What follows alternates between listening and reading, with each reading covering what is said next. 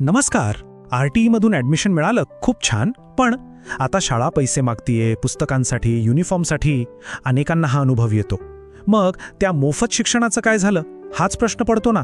चला, आज याचबद्दल बोलूया आणि नक्की आपले हक्क काय आहेत ते स्पष्टपणे समजून घेऊया. बरोबर, हीच ती सिच्युएशन आहे जिथे सगळा गोंधळ उडतो.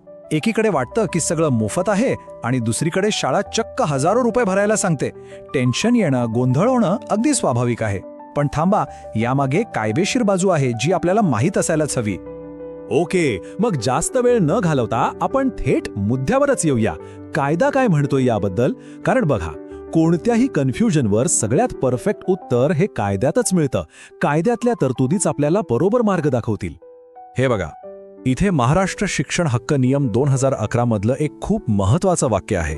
यात अगदी स्पष्टपणे लिहिलंय की RTE कोट्यातून ॲडमिशन मिळालेल्या प्रत्येक मुलामुलीला फक्त शिक्षण नाही तर पाठ्यपुस्तकं, वह्या आणि गणवेश म्हणजे युनिफॉर्म हे सगळं मोफत मिळण्याचा कायदेशीर अधिकार आहे. लक्षात ठेवा, हा आपला अधिकार आहे आणि हाच आपल्या आजच्या चर्चेचा मेन पॉइंट आहे.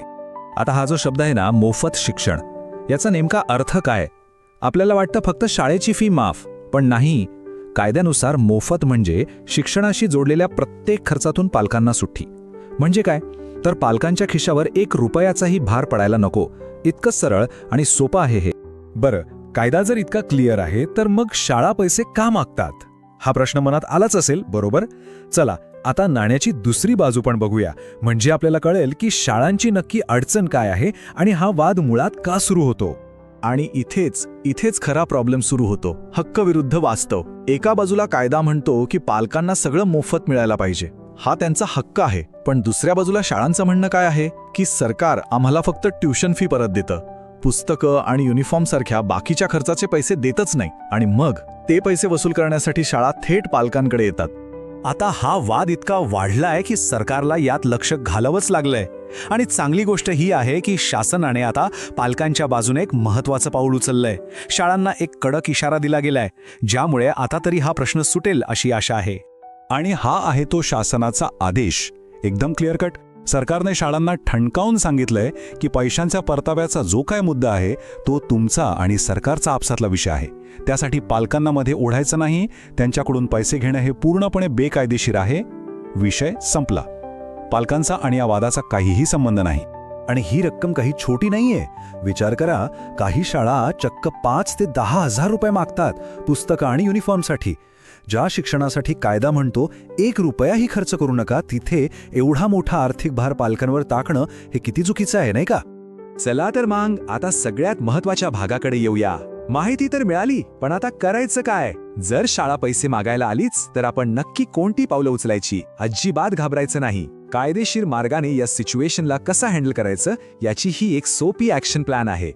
समजा शाळेने पैसे मागितले, तर शांतपणे पण एकदम ठामपणे या 3 गोष्टी करायच्या. स्टेप नंबर 1, शाळेच्या मॅनेजमेंटला शिक्षण हक्क नियम 5(1) ची आठवण करून द्या. सांगा की कायद्यानुसार हे मोफत आहे. स्टेप नंबर 2, तरीही ते ऐकले नाहीत तर 1ही रुपया भरायचा नाही. सरळ तालुक्याच्या किंवा जिल्ह्याच्या शिक्षणाधिकाऱ्यांकडे लिखी तक्रार करायची. आणि स्टेप नंबर 3, सगळ्यात सोपं, RTEच्या ऑफिशियल वेबसाईटवर जाऊन ऑनलाईन कंप्लेंट रजिस्टर करायची. हे आपले हक्क आहेत आणि ते वापरायलाच हवेत. एक गोष्ट कायम लक्षात ठेवा, शाळा दबाव टाकेल, ॲडमिशन रद्द करण्याची भीती दाखवेल किंवा पाल्याला त्रास देईल, अशा कोणत्याही प्रेशरखाली येऊ नका. पैसे अजिबात भरू नका, कारण कायदा तुमच्या सोबत आहे. त्यामुळे घाबरण्याचं काहीही कारण नाही. आपला हक्क शांतपणे आणि कायदेशीर मार्गानेच मिळवायचा. तर मग आजच्या या चर्चेतून एक गोष्ट तर सूर्यप्रकाशा इतकी स्वच्छ झालीये. RTE अंतर्गत ॲडमिशन मिळालेल्या प्रत्येक विद्यार्थ्याला पुस्तकं आणि गणवेश पूर्णपणे मोफत मिळण्याचा अधिकार आहे. तो कसा मिळवायचा याचे कायदेशीर मार्गही आता आपल्यासमोर आहेत. बघा, हक्क फक्त माहीत असून चालत नाही, तो बजावता आला पाहिजे. त्यातच खरी ताकद आहे.